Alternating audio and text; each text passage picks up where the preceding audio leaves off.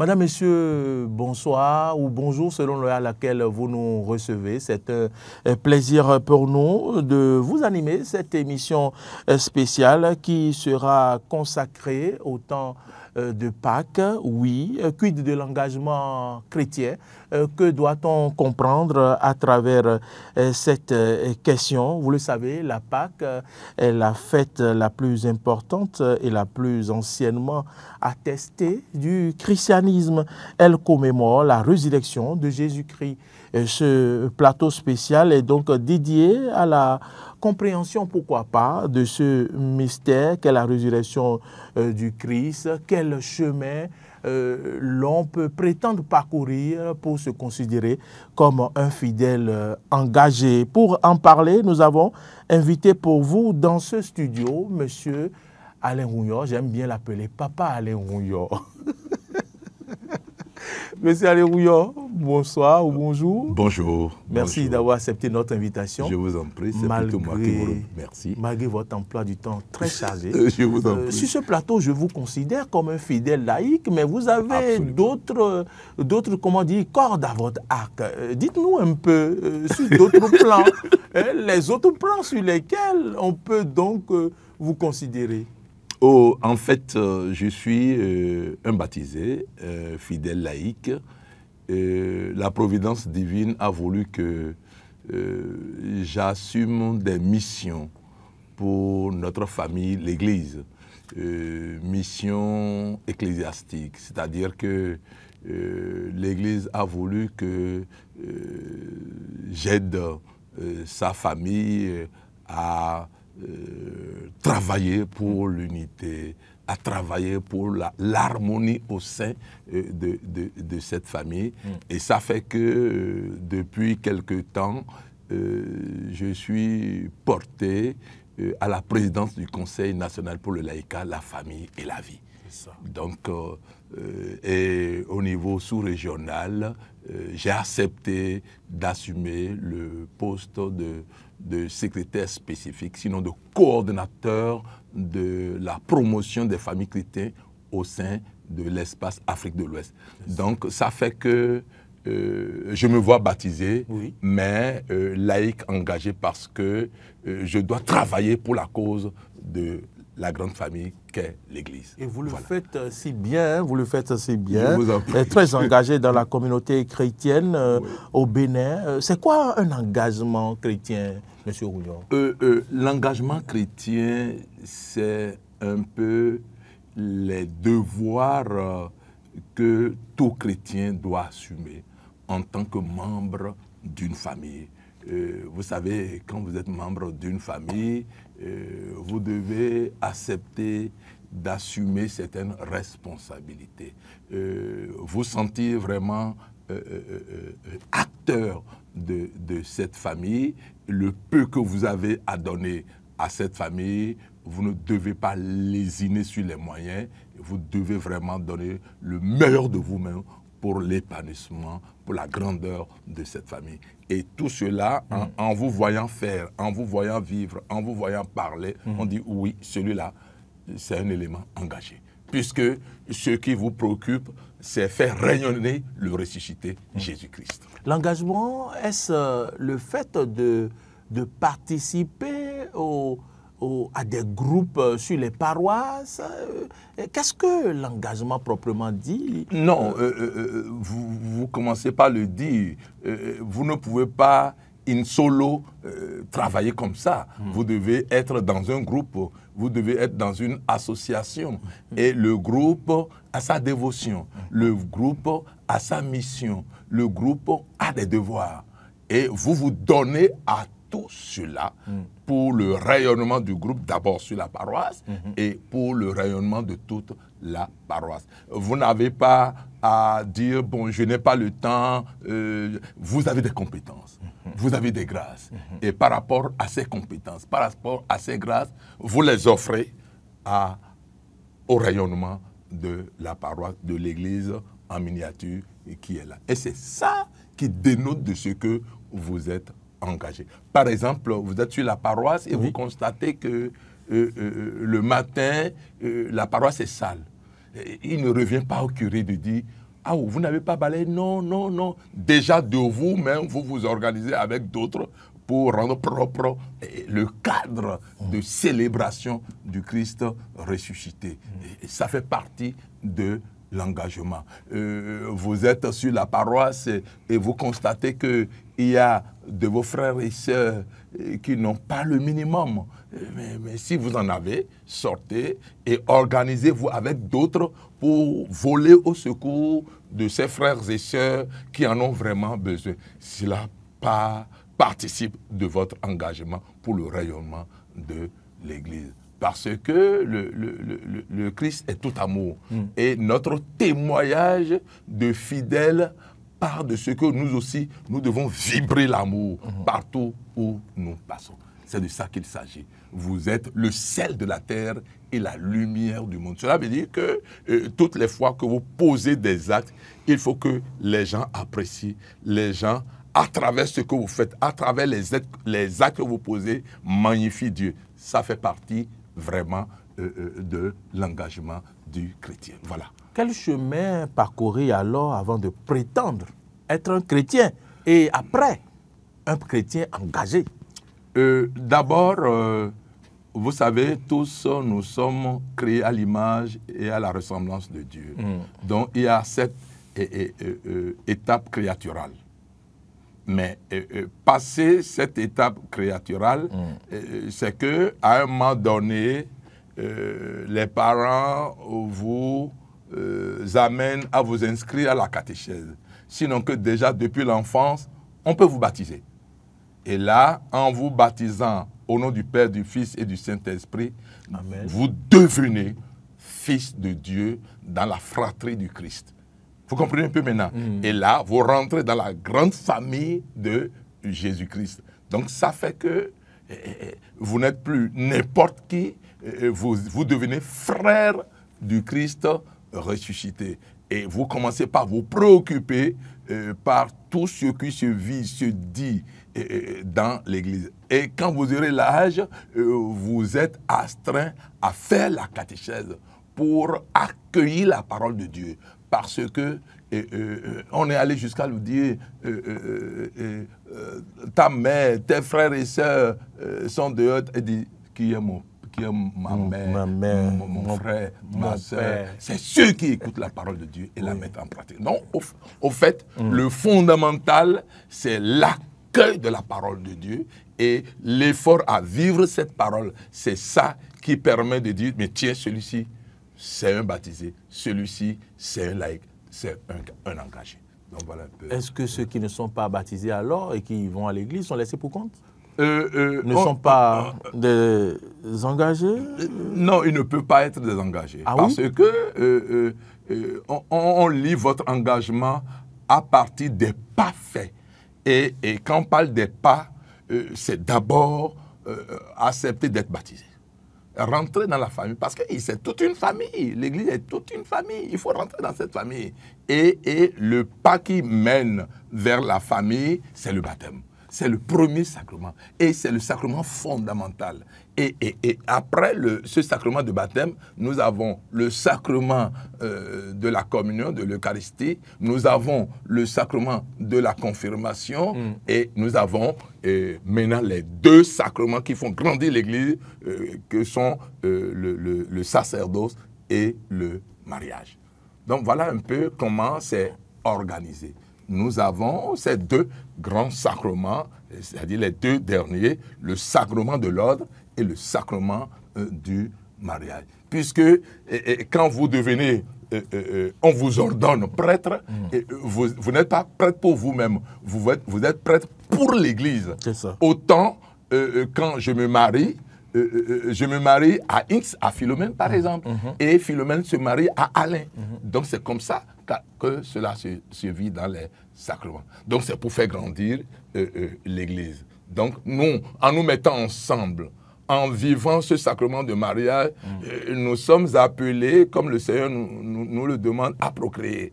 Mais tout ce que nous apportons, tout ce que nous donnons comme enfants, c'est pour le rayonnement, pour l'agrandissement de la grande famille qu'est l'Église.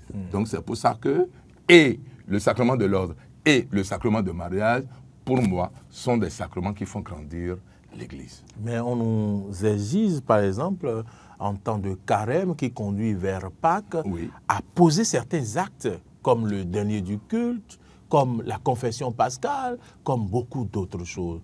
Qu'est-ce que cela apporte aux chrétiens? Ça apporte beaucoup d'ailleurs. Beaucoup, je dis, j'insiste beaucoup parce que, vous savez, nul n'est saint, nul n'est parfait. Il n'y a pas d'homme sans hommerie, sans nos limites. Et l'Église a prévu un accompagnement où, à un moment donné, surtout ces moments forts de l'Église, d'aller vers les prêtres pour dire ses péchés, confesser ses péchés, pour recevoir l'absolution. Et il n'y a pas que l'absolution. C'est vrai que quand vous y allez, on vous donne l'absolution, on pardonne, vous recevez le pardon de vos péchés. Mais ce que les gens oublient, quand vous y allez, vous recevez des conseils pour refaire votre vie. Vous recevez de nouvelles orientations pour revoir vos manières de faire. Et vous devenez une nouvelle nature pour aider vraiment l'Église, pour être digne. Parce que Dieu attend de nous que nous soyons sel de la terre et lumière du monde. Sûrement, dans la vie que vous avez passée jusque-là, il y a eu des actes que vous avez posés qui ne sont pas dignes de l'identité acquise du fait de ces sacrements-là. C'est le moment de déposer tout cela pour dire, vraiment, j'ai péché. Seigneur, pardonne-moi. Et vous recevez l'absolution pour ça. Mais en vous levant de là, c'est que vous prenez l'engagement de ne plus retomber dans ces bassesses, dans ces déviances. C'est pour ça que moi, j'estime qu'on reçoit beaucoup. Et le temps fort de la vie de l'Église, c'est Pâques. Le temps vraiment fort de la vie de l'Église, c'est Pâques. Donc, si pendant des mois, vous vous êtes écarté de l'Église, c'est le moment maintenant de revenir à l'amour de Dieu. Et s'il n'y a que Pâques qui nous permet vraiment de vivre ça. C'est pour ça que, après la célébration de Pâques, on nous donne encore, je crois, jusqu'à 50 jours pour rester toujours dans le temps pascal. Si entre-temps, tu n'as pas eu cette possibilité d'aller faire tous ces exercices spirituels, il faut te rattraper. Même si Pâques passe, il faut te rattraper. Mais au lendemain de Pentecôte, c'est fini. Donc, vous avez raté Pâques. Ah oui? Vous avez raté Pâques. Oui, oui, tout à fait. Au lendemain de Pentecôte, vous avez raté Pâques. C'est complètement fini. Donc, il vaut mieux saisir ces moments-ci. Bon, maintenant, nous sommes dans la semaine sainte et je crois que c'est un moment très fort où nous méditons fondamentalement ce Jésus, ce messager de Dieu, celui-là qui est venu pour nous sauver. Nous méditons sa vie, nous reparcourons sa passion, sa mort, sa résurrection pour rentrer vraiment dans sa dynamique spirituelle et se dire, mais tiens, celui-là, je le porterai toujours dans ma vie. C'est de ça qu'il s'agit. Oui, on ne peut pas parler. Et c'est pour ça que, vous l'aviez évoqué tantôt, l'Église est mère. Donc, quand ces enfants souffrent, l'Église est touchée. Et quand on parle de ce que vous aviez évoqué tout à l'heure, là, ce que nous payons là, oui, des deniers du culte, des deniers du culte, oui. Ce n'est pas pour le prêtre, non. Au contraire, qui, ça aide l'Église à régler les problèmes de précarité ambiant dans l'Église. Les faux signer aussi sont livrés. C'est une manière de dire, vous devez donner, vous devez faire quelque chose pour l'autre qui n'a pas. Regardez, quand dans certaines familles, papa meurt ou bien maman meurt, et on voit que les possibilités sont limitées, l'Église va au secours. Et nous avons des structures dans l'Église qui vont au secours de ces... Au nom de l'Église, par exemple, nous avons la Caritas. Et hier, j'ai assisté à quelque chose ou des groupes de ma paroisse se sont organisés pour aller visiter le centre du frère Grégoire. Vous voyez, avec des vêtements, avec du riz, du haricot, de l'huile, etc. C'est des moments forts où on manifeste son sens de charité envers l'autre. Et c'est des choses que l'Église nous recommande. L'Église étant une famille. Une famille. Oui. Alors, en quoi la résurrection du Christ constitue-t-elle un pivot fondamental pour la compréhension de la foi chrétienne? Ah oui. En fait, le Christ ne serait pas ressuscité que nous ne serons pas en train de le proclamer, de l'annoncer à corps et à cri. Vous comprenez maintenant? Parce qu'on a parlé de Jésus.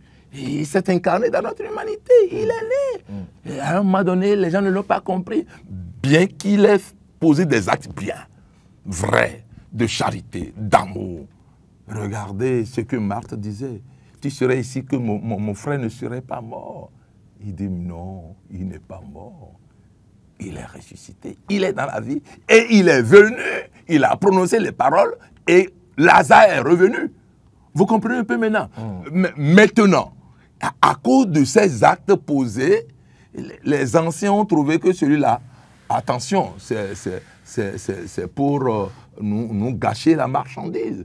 Ah oui. Parce qu'eux autres, ils étaient déjà installés, religieux, grands religieux, et c'est eux qu'on vénérait. Mais un jeune qui se permet de ressusciter des gens, c'est grave. Mais si ce monsieur-là, ce jeune-là, on le laisse continuer, c'est que finalement, nous, on n'aura plus de religion. Nous perdrons nos places, nos positions dans la société. Et c'est comme ça qu'on a dit, il faut l'arrêter, il faut qu'on le tue. Et ils sont allés même jusqu'à dire, il faut tuer aussi Lazare.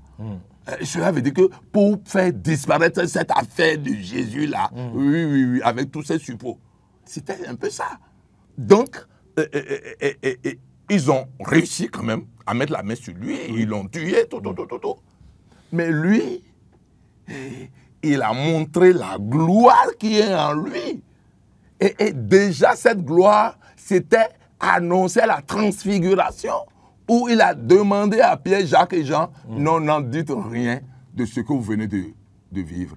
Et c'est une préfiguration de ce qu'on viendra vivre après. Parce qu'il est effectivement mort, il est le 3e jour, il est ressuscité. Et écoutez, ce n'est pas les hommes qui sont allés constater, c'est d'abord les femmes qui sont allées constater et qui sont venues. Ça a une signification. Ça a une signification. Nous faisons un peu les zélés, c'est nous qui maîtrisons tout. Mais Dieu nous regarde et sourit. Il nous regarde et sourit. Oui. Et il semble même que pour mes expériences, Dieu aime beaucoup plus le simple. Le simple.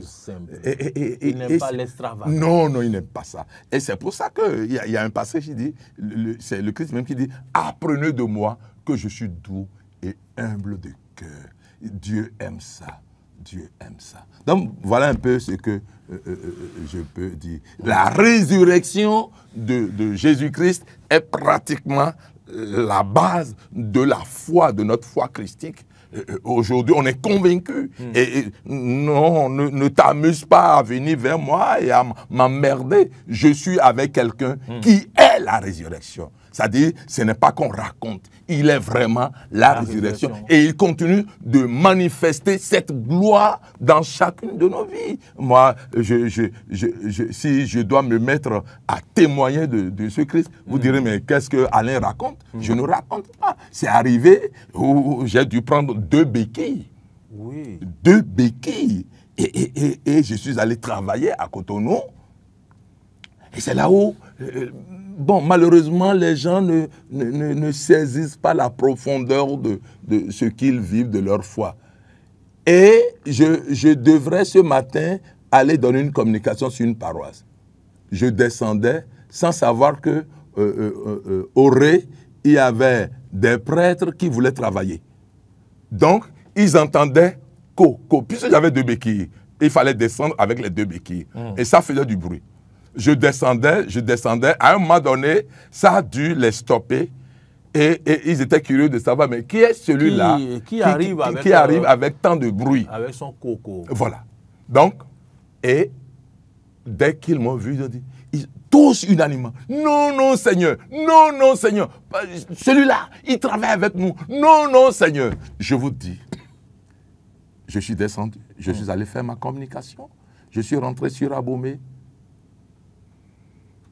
j'ai dormi au petit matin en me réveillant. Je ne raconte pas, je le dis, la main sur le cœur. En vous réveillant. Ah oui, en me réveillant, j'ai vu la statue de Notre-Dame de Lourdes. Badja comme ça. Et en me réveillant, j'ai dit, maman, maman, je vois la Vierge Marie. Maman, je vois la Vierge Marie. Maman. Et je me suis réveillé dans ces cris-là. Et maman dit, ah bon? Et alors que c'est la sciatique qui m'a pris par les deux hanches, je ne pouvais vraiment pas bouger. Donc, la chose me dit, laisse les béquilles. Je laisse les béquilles, je me lève, je dis, maman, je sens quelque chose, hein. Attention, il y a quelque chose qui se passe.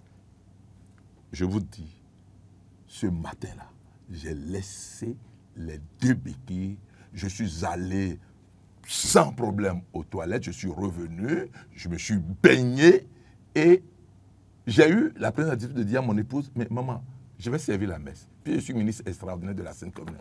Et elle me dit, oui, j'ai déjà apprêté ton habit liturgique. Je suis allé, j'ai fait la procession avec le père curé, on est allé à la messe, le temps de communion, je me suis levé, j'ai pris, j'ai donné, j'ai partagé. Vous comprenez un peu maintenant? À un moment donné, c'était fini, j'ai été reprendre et le père m'a servi, j'ai donné la communion. Le lendemain, j'ai remis les deux béquilles. C'est pour dire quoi? Bon, peut-être que les gens juste là n'ont pas encore les vrais signes de la présence du Christ. En tout cas, moi, j'en ai eu et j'en témoigne et je crois qu'il est vivant, le ressuscité dont nous parlons, Jésus-Christ. Moi aussi, j'en ai eu les signes et je comprends de quoi vous parlez. Merci Il faut beaucoup. vivre pour comprendre. Merci.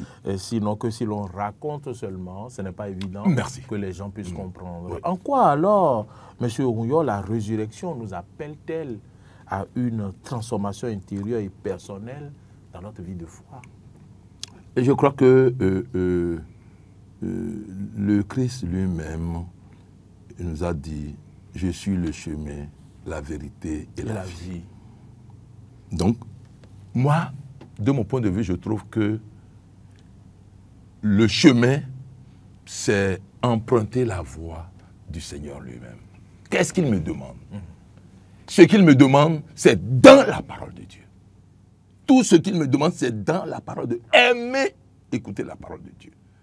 Et je suis souvent heureux de voir certains évêques demander que chaque fidèle, chaque catéchumène ait sa Bible. On en a besoin parce que tout y est. En fait, tout y est. Et il faut ça. Ce n'est que dans la Bible, ce n'est que dans la parole de Dieu que nous avons toute l'orientation qui donne sens à notre vie. Une chose est d'avoir la Bible, mais l'autre chose est de la lire. Oui, oui, de la lire. Le monde n'arrive pas. Il faut qu'on fasse l'effort. Il faut qu'on fasse. Par exemple, chez nous, dans ma famille, les soirs, à un moment donné, à une étape donnée, on écoute la parole du jour. L'évangile du jour. On l'écoute. Même si le matin, papa et maman sont allés à la messe, le soir, nous réécoutons cette parole. Et à un moment donné, on fait un petit commentaire. Et on demande même à un des enfants, bon, qu'est-ce que toi tu as compris de ce que nous avons lu tout à l'heure? C'est comme ça qu'on habitue petitement les enfants à s'intéresser à la parole de Dieu. Et il y a par exemple assez de documents aujourd'hui qui facilitent la compréhension de la parole de Dieu. C'est de ça qu'il s'agit. Il dit, je suis le chemin, la vérité. Bible électronique aussi. Merci beaucoup. Aujourd'hui, ça se partage. Je n'ai pas ça. Tout. Même les lots de tout ça là, c'est électronique. On peut vous partager ça et vous avez ça. Donc, il y a une paresse qu'on ne saurait dire aujourd'hui. Est-ce que ce n'est pas l'œuvre du diable? Non. Du diable, comment faire pour pour vaincre le diable. N'attribuons pas tout au diable. Non, c'est une question que je vous pose. Non, moi je dis. Parce que c'est le yin et le yang. Ah oui, il y a le bien, il y a le mal. Et il y a le mal qui rôde toujours. Oui. Donc, réveillons-nous. Si nous comprenons que à côté, il y a le diable, réveillons-nous et tâchons d'être vrais. Donnons sens à notre vie. Donner sens à sa vie, c'est aller à Dieu. C'est aller à Dieu qui a dit, je suis le chemin, la vérité et la vie. Comment pouvons-nous aborder et surmonter les doutes concernant la résurrection quand on sait que certaines personnes n'y croient pas? Comment le faire en nous inspirant des expériences des premiers chrétiens? Vous savez, d'abord, il y a la fréquentation de l'Église. Il y a la régularité à vivre les sacrements. Parce que cela nous échappe. Par exemple, je ramène ceci je crois que c'est le pape Jean-Paul II qui l'a dit, non? L'Eucharistie est la source et le sommet de notre chrétienté. La source et le sommet de notre chrétienté, c'est l'Eucharistie, c'est la communion. Si c'est cela, et si j'entends vraiment vivre le Christ, pourquoi ne pas m'organiser pour que tous les matins, puisque même sur certaines paroisses, la messe du matin est à 6h30. À 6h30. Donc, il est possible d'aller à la messe du matin avant d'aller au service. En tout cas, mon épouse et moi, nous, on s'est déjà fixé sur ça. Et il n'y a pas de jour où on va manquer la messe parce que nous avons fini par comprendre que c'est effectivement la source et le sommet de notre chrétienté que nous appelons l'Eucharistie, le corps sacré et le précieux sang de Jésus-Christ. Mais je crois qu'en adhérant à ça, en recevant ça tous les matins, on vit dans les grâces divines et là, ça vous porte. Ça vous porte. Il y a ça. Et il y a aussi que quand on est chrétien, il faut appartenir à un groupe. Il faut intégrer un groupe. Qu'est-ce que le groupe nous apporte en tant que chrétien? Le groupe nous apporte des enseignements. Le groupe nous renforce. Parce que une fois que vous êtes dans le groupe, il y a des exercices, il y a des lectures, il y a des sorties, il y a des partages, il y a des récollections. Vous comprenez un peu maintenant? Il y a des retraites que le groupe est à même d'organiser sous l'aval, la bénédiction du curé de paroisse. Et allez voir le curé vous oriente et vous demande ce qu'il faut faire. Donc c'est de ça qu'il s'agit. Mais malheureusement, il y en a qui trouvent que nous, on n'a pas ce temps-là. Tu n'as pas quel temps. Dès que tu tombes malade, mais tu vas commencer par crier « Mon Dieu, mon Dieu, mon Dieu ». Alors qu'il était toujours là. Donc voilà un peu les problèmes que nous avons. Et sur certaines paroisses, je connais des paroisses à Cotonou où, pour ce temps de Pâques par exemple, il y a des enseignements qui sont organisés où on appelle tel prêtre, tel laïc, etc. pour renforcer le peuple de Dieu. Il ne faut pas rater ces occasions en or. Et ce qui est bien aujourd'hui et que moi je salue, il y a des forums aujourd'hui où des conférences sont données et ça se partage sur ces paroles. Et aujourd'hui, sur la plupart des forums que moi je connais, l'homélie qui est dite sur la paroisse au Sanctuaire Maria Notre-Dame de la Divine Miséricorde, ça passe. On partage ça. Cela veut dire quoi? Bon, si entre-temps tu as été empêché, tu n'es pas allé à une messe, mais on t'envoie cela. Voilà des choses qui façonnent et renforcent à vivre les sacrements reçus. Est-ce qu'il y a une manière de vivre la Pâque ce dimanche de la résurrection à partir du Triduum pascal jusqu'au dimanche, au jour de la résurrection? Oui. Est-ce qu'il y a une manière de vivre cette période-là ou du moins Non, la question est claire. D'accord. Moi, je trouve que c'est le grand moment de silence, le grand moment de méditation. Parce qu'il s'agit de ma vie, il s'agit de ma foi. J'ai adhéré à une personne qu'on appelle Jésus-Christ. Et je sais que ces moments-ci, c'est-à-dire le jeudi saint, le vendredi saint et le dimanche, c'est le Triduum, c'est-à-dire je dois pouvoir réécouter cette vie-là. Je dois réécouter le kérigme, c'est-à-dire il est né, il a souffert, il est mort et il est ressuscité. Donc c'est cet ensemble-là qui nous donne la bonne nouvelle sur la personne de Jésus-Christ. Et nous devons nous racheter par ces 3 jours, le tridium dont nous parlons. Il faut saisir l'occasion et observer beaucoup de silence pour réécouter la vie du ressuscité, de notre ressuscité. Parce que Jésus, c'est Dieu sauve, c'est ce qu'on nous a dit, non? C'est ça sa signification. Mais allons à Jésus qui sauve. Donc c'est de ça qu'il s'agit. Donc si vous voulez une manière spéciale à vivre ces 3 jours de façon forte, c'est le silence, c'est la méditation.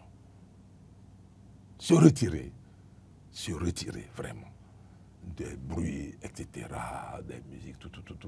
Et là, si vous le faites vraiment, vous verrez que le dimanche, ça fait ouf, on jubile parce que on vit le Alléluia. L'Alléluia, vraiment, merci beaucoup. On vit vraiment le Alléluia. C'est de ça qu'il s'agit.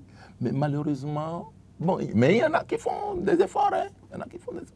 Parce que, il me met un ton, hein. Il ne te voit pas s'accrocher à lui. Et tu veux quoi?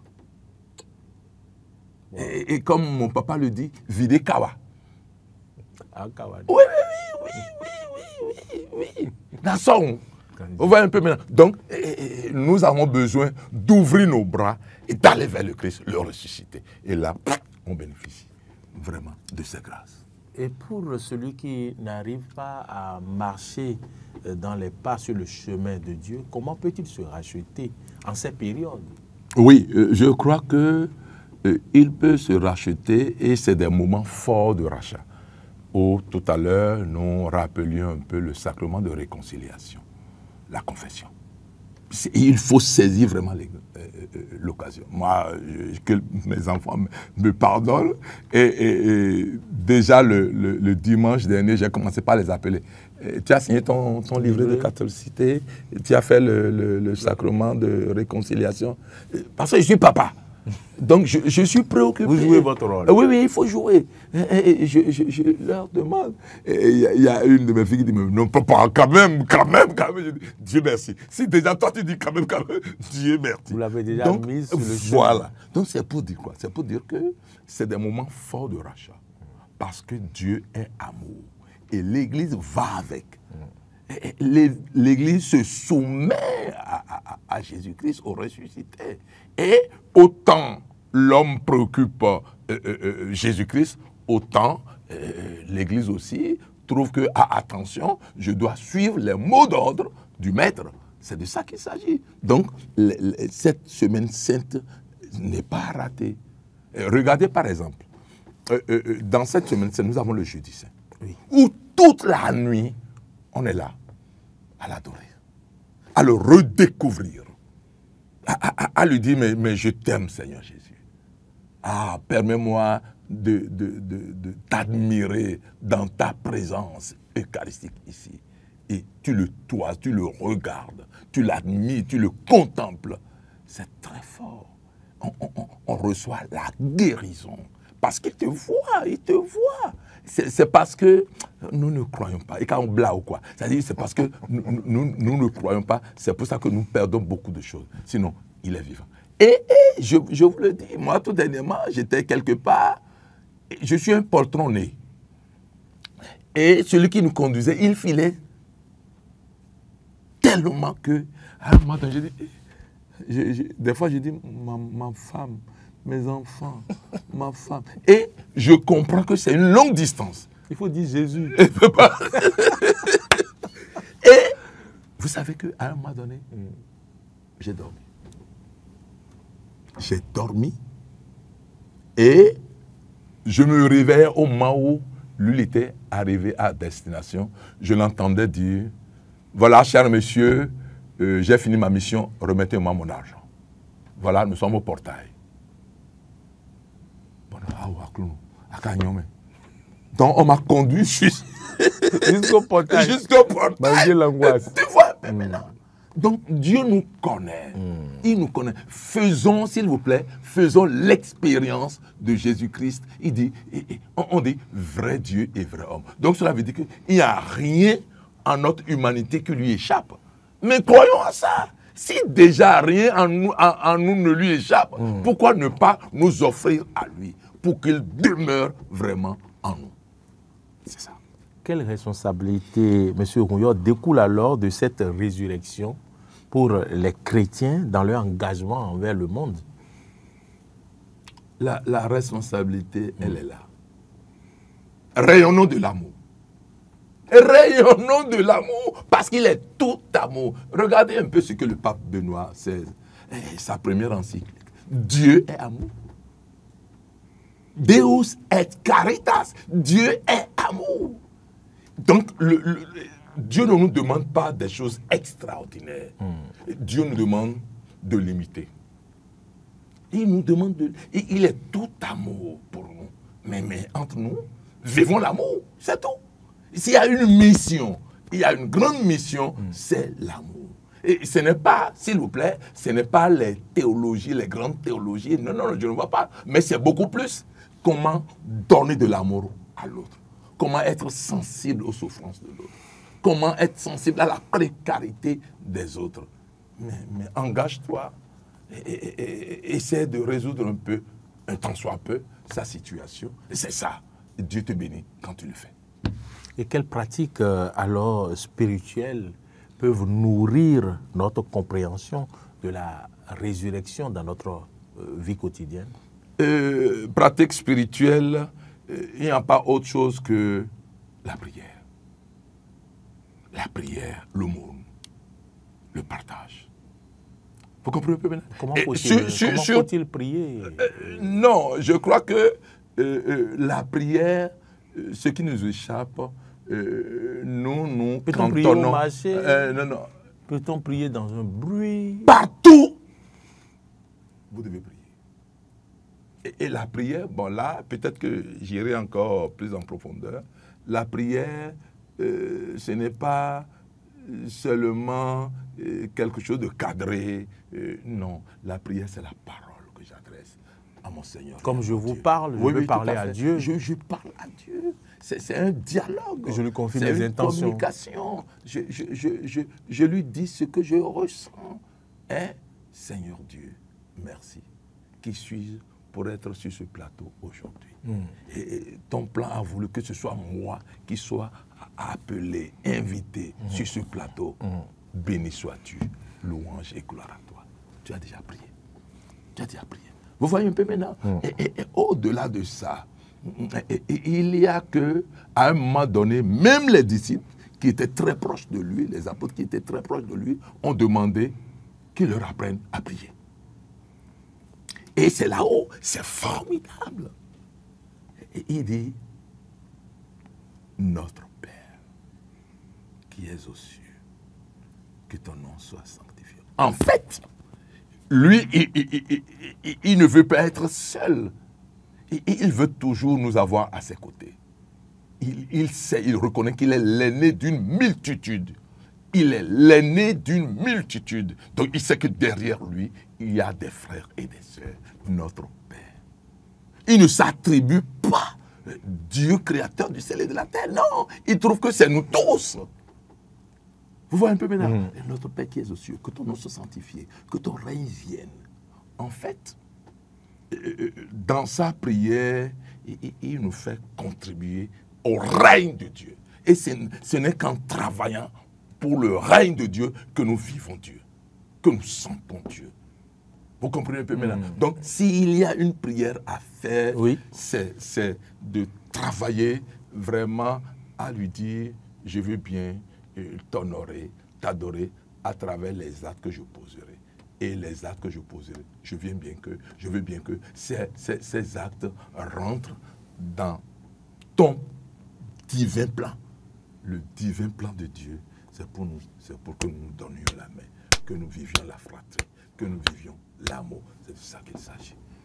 Et nous avons le Notre Père qui est là et que, par exemple, moi, je peux partager ça aux aux fidèles téléspectateurs, Et téléspectatrices. auditeurs de Diaspora FM. Oui, oui, voilà.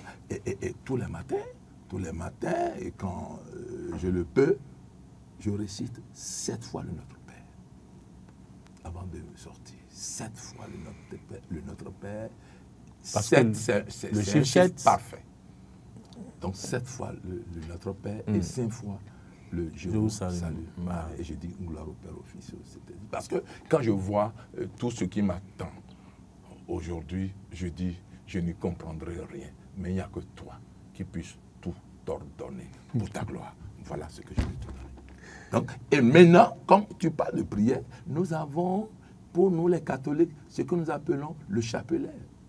Nous avons le chapelet, c'est très important. Et aujourd'hui, depuis 2017, où la Vierge Marie, Notre-Dame de Fatima, est apparue, il recommande la récitation du rosaire. Vous comprenez un peu maintenant? Du rosaire. Donc, le chapelet, un chapelet, maintenant, le rosaire, c'est les 4 chapelets. Et les mystères joyeux, les mystères lumineux, les mystères douloureux et les mystères glorieux. Donc, il faut se l'imposer. Philomène et moi, nous sommes imposés ça. Qu'un jour, tu ne puisses pas réciter le rosaire. Et quand tu vas te coucher, elle va te demander, papa, tu as fini aujourd'hui là, le rosaire. Nous, on se l'a imposé. Et on voit les grâces qui découlent de la récitation fidèle du rosaire. En fait, nous, je le dis des fois aussi à mes frères et sœurs, mes amis, je dis, notre défi fait, tu sais, tu es fond, notre défi fait là, c'est le rosaire. Vas-y, vas-y, ton chapelet doit être toujours avec toi. C'est arrivé, il y a un jeune homme qui est allé visiter un de ses amis malades chez un guérisseur. Il arrive, sans rien dire, il était assis quand le guérisseur est entré dans la salle. Il dit, ah non, mais là, on entend comme ça. Pourquoi? Pourquoi? Non, je suis venu visiter. Il dit, non.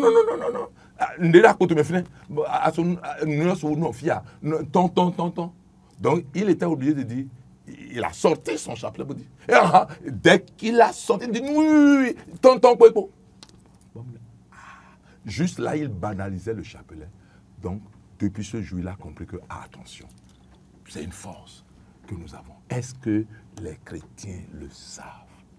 Est-ce que nous le savons vraiment? Est-ce que nous récitons le chapelet? Et Banrou Bambou, c'est ce que moi je dis. Monsieur Rouillard, merci pour tout ce que vous avez apporté, toutes les réponses apportées à nos questions sur ce plateau. Quel message en guise de mot de fin avez-vous à adresser aux chrétiens du monde entier, chrétiens catholiques en particulier, qui suivent plutôt cette émission? Oui, merci pour la préoccupation. Ce que je vais simplement dire, nous sommes, d'abord je dis joyeuse Pâques aux uns et aux autres, et je voudrais dire ceci. Jésus-Christ, le ressuscité, n'est pas une invention d'un individu, d'un kidam. Non. L'histoire est là, révélée. Et il y en a qui continuent de se dire, oh, ça c'est l'affaire des Blancs. S'il vous plaît, ce n'est pas l'affaire des Blancs. Jésus a existé. L'histoire nous l'enseigne. Il faut croire. Et faites l'effort, vous verrez. Vous ne regretterez plus jamais. Parce que, comme il l'a dit, il est vraiment le chemin, la vérité et la vie. Suivons-le et nous gagnerons beaucoup en adhérant à sa personne, vrai Dieu et vrai homme. Je vous remercie. Merci infiniment, Monsieur Alain Rouillard. Vous vous êtes présenté en début d'émission. Vous êtes fidèle laïque, croyant, très impliqué, pour ne pas dire enraciné, dans les tâches dévolues aux fidèles, aux chrétiens catholiques engagés. Oui. Merci Je vous pour celui que vous êtes et merci pour votre disponibilité de tous les instants. Merci. Je voudrais quand même saluer également le père Gidas Rodrigue Gbedinou, et qui est bien le directeur de l'école d'initiation théologique pastorale de l'archidiocèse de Cotonou, qu'on aurait aimé avoir sur ce plateau, mais nous allons lui offrir une autre occasion pour qu'il vienne pour qu'on parle spiritualité sur ce plateau et dans nos locaux. Merci d'être venu une fois encore. Je vous en prie. Monsieur Alain Mouillon. Je vous en prie. Merci, on est ensemble. Merci également, pour la cause. Merci également à nos auditeurs qui nous ont suivis sur la 102.3 sur Diaspora FM, qui nous ont suivis également sur nos canaux digitaux, pourquoi pas, et sur Canal Plus. Merci à toute l'équipe de réalisation. L'équipe de réalisation, c'est bien Marcel Yedo, c'est Emmanuel Agbojelou, c'est Rebecca Ogou, c'est toute une équipe derrière, Martin Toyinset, Modeste Rondekondi. Joyeuse Pâques à toutes et à tous, et que Dieu nous garde. Amen.